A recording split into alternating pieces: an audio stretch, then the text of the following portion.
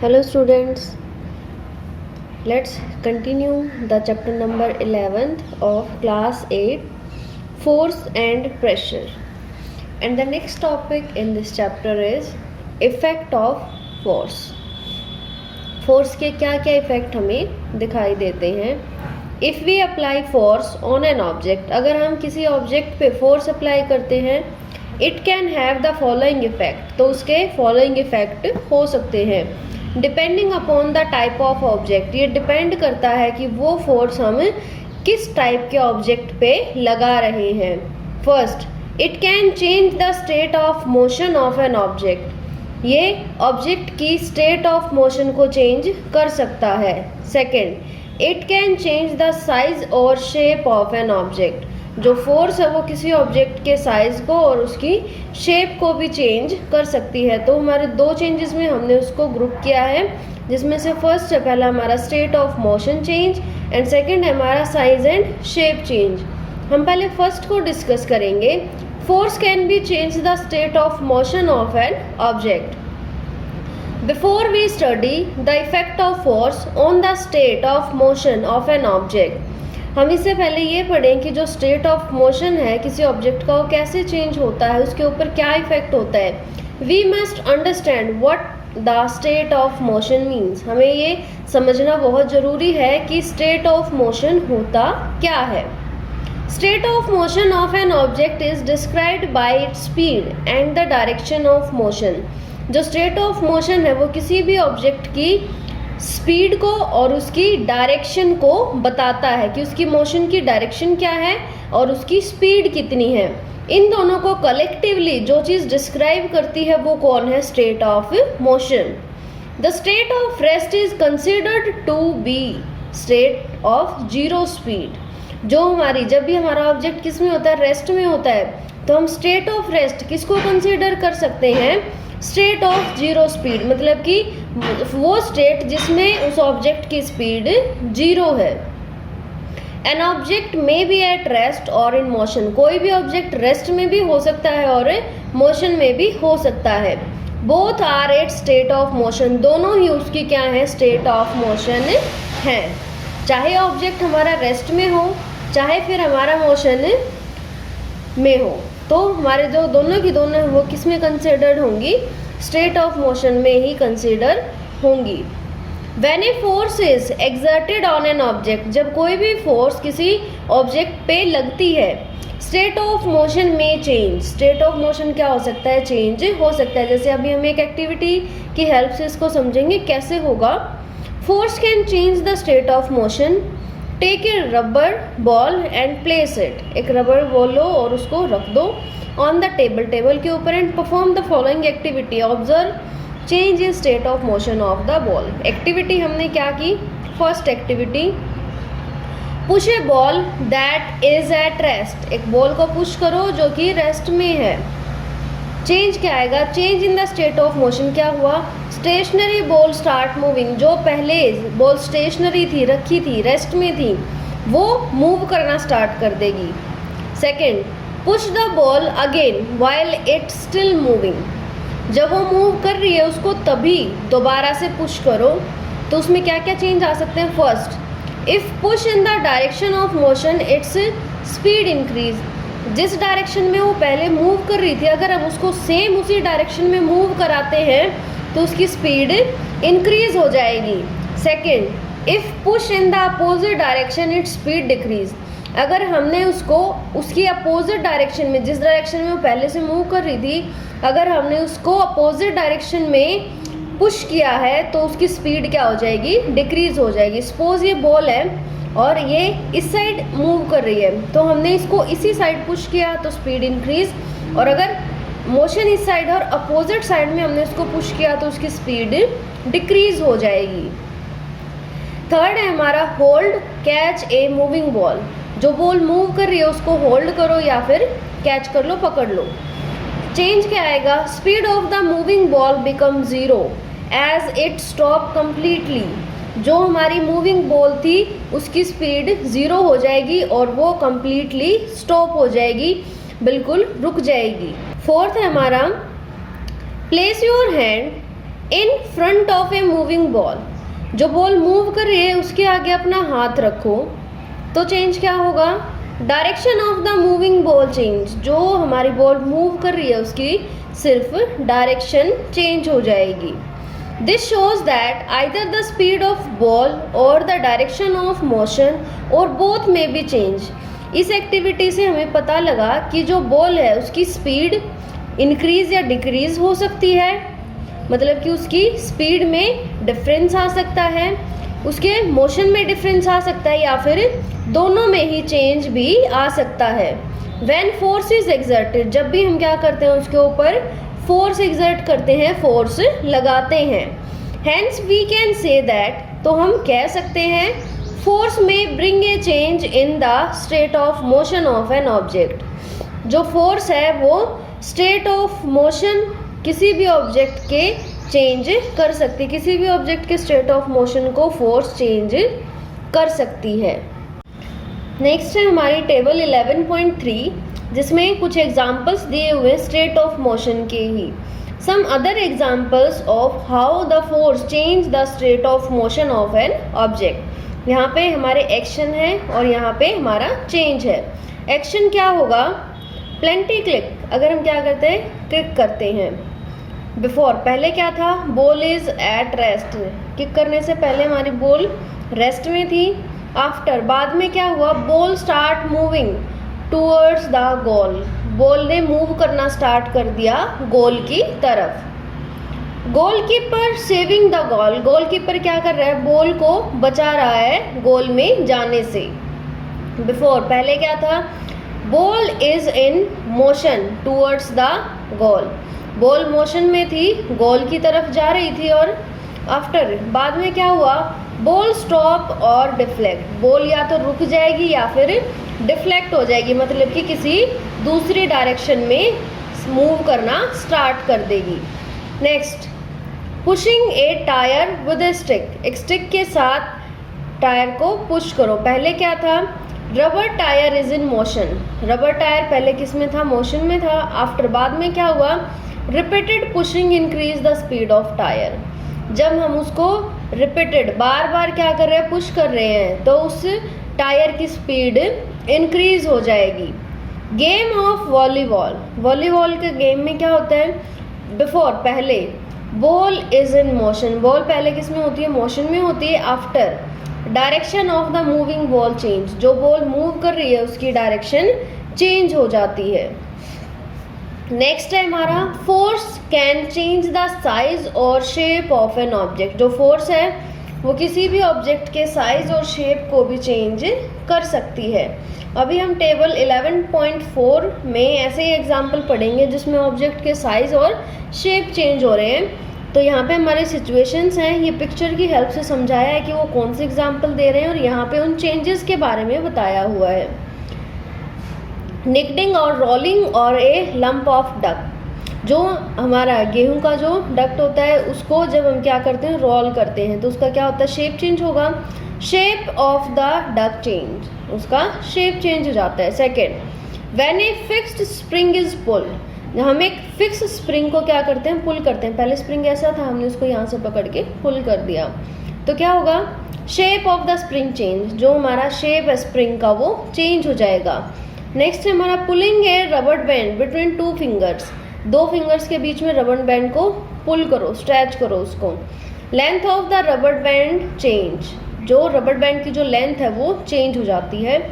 Fourth, squeezing the toothpaste out of the tube, tube से toothpaste को निकालने के लिए उसको स्क्वीज करते हैं, चेंज क्या आएगा, shape of the tube change, जो ट्यूब है उसकी शेप चेंज हो जाती है। फ्रॉम द अबव एग्जाम्पल, ऊपर वाले एग्जाम्पल से वी कैन से दैट, हम बोल सकते हैं, अप्लाइंग फोर्स में चेंज द साइज और शेप और बोथ ऑफ एन ऑब्जेक्ट। हम जब किसी के ऊपर फोर्स अप्लाई करते हैं तो वो उस ऑब्जेक्ट का साइज या फिर शेप या फिर दोनों भी चेंज कर सकती है। This change can be temporary और परमानेंट, ये चेंज हमारे टेम्परेरी भी हो सकते हैं और परमानेंट भी हो सकते हैं, कोई भी हो सकता है। We can summarize the applying force on can bring about the following change, अब हम उनको समराइज करते हैं जिन जिन चेंजेस के बारे में हमने अभी तक पढ़ा। First, make an object moving from rest, एक रेस्ट वाले ऑब्जेक्ट को मूव करा सकती है force. May change the speed of a moving object, moving object के स्पीड को चेंज कर सकती है। मे change the direction of motion, जो डायरेक्शन ऑफ मोशन है उसको चेंज कर सकती है। मे change the size and shape of the object, object के साइज और शेप को भी चेंज कर सकती है। नेक्स्ट टॉपिक हमारा type of forces. There are two main type of forces, यहाँ पे हमारी दो मेन फोर्सेस हैं। On whether the interacting object are in contact और नॉट, जबकि जो हमारा इंटरेक्टिंग ऑब्जेक्ट वो एक दूसरे के कॉन्टेक्ट में है या नहीं है, इस बेस पे हमारी दो टाइप की फोर्सेस होती हैं। फर्स्ट इज कॉन्टैक्ट फोर्स, पहली हमारी कॉन्टैक्ट फोर्स है, और सेकंड है हमारी non contact force. Contact forces, a force which can be exerted by an object on an another object when it is in contact with it, it is called contact force। जब हम force apply करते हैं तो हमारा एक object दूसरे object के contact में होता है तो उसको हम क्या बोलते हैं, कॉन्टैक्ट फोर्स बोलते हैं। फॉर एग्जाम्पल मस्कुलर फोर्स और फ्रिक्शनल फोर्स, जो हमारी फ्रिक्शनल फोर्स और मस्कुलर फोर्स हैं, ये दोनों की दोनों कैसी हैं, कॉन्टैक्ट फोर्सेज हैं। First, muscular force, it is the force exerted bye muscles of the body, ये वो फोर्स है जो हमारी बॉडी की मसल्स एक्सर्ट करती हैं, अप्लाई करती हैं। तो applying muscular force, muscular force हमें किसी भी ऑब्जेक्ट पे अप्लाई करने के लिए the body has to in contact with the object, हमारी बॉडी उस ऑब्जेक्ट के साथ कॉन्टेक्ट में होनी चाहिए। Kicking a ball using the muscles of our leg, हम अपने पैर की मसल्स की हेल्प से क्या करते हैं, बॉल को किक करते हैं। Lifting the school bag using the muscle of our arms, अपने आर्म्स की मसल को यूज करके हम स्कूल बैग को लिफ्ट करते हैं, उठाते हैं। Oxen pull a bull of cart etcetera, जो बुल होता है, जो बैल है, वो क्या करता है, उसको कार्ट को खींचता है मसल्स की हेल्प से ही।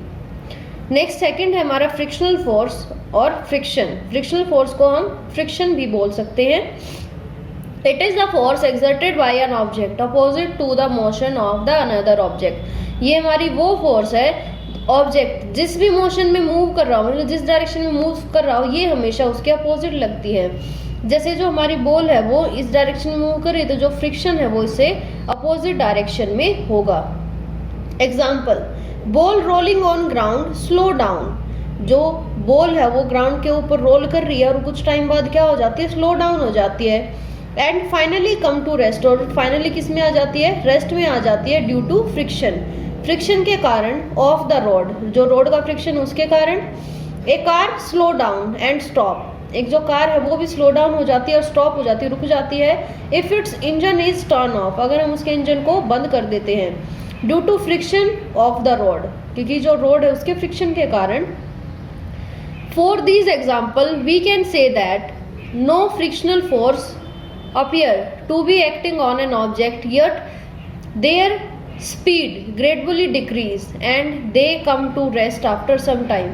तो हम ये कह सकते हैं कि एक एक्सटर्नल फोर्स जो कि एक फ्रिक्शनल फोर्स है वो हमेशा ऑब्जेक्ट के मोशन के अपोजिट डायरेक्शन में लगती है और वो धीरे धीरे उसकी स्पीड को डिक्रीज करती है और फिर उसे रेस्ट में लेके आती है कुछ टाइम बाद। Frictional force always opposite in the relative motion between the two object, दो ऑब्जेक्ट के बीच में जो मोशन है हमेशा ही उस मोशन के अपोजिट डायरेक्शन में फ्रिक्शनल फोर्स होती है। नेक्स्ट है हमारा non contact forces, a force which can be exerted by an object on another object without being in contact from A distance is called non contact force. जब हमारी कोई force है एक object से दूसरे ऑब्जेक्ट पे लगती है बिना कांटेक्ट में है, मतलब कि उनके बीच में एक डिस्टेंस होगा और बिना उस डिस्टेंस को कवर किए वो फोर्स लग रही है तो उसको हम क्या बोलेंगे, नॉन कांटेक्ट फोर्स बोलेंगे। For example magnetic, electrostatic and gravitational forces are non contact forces.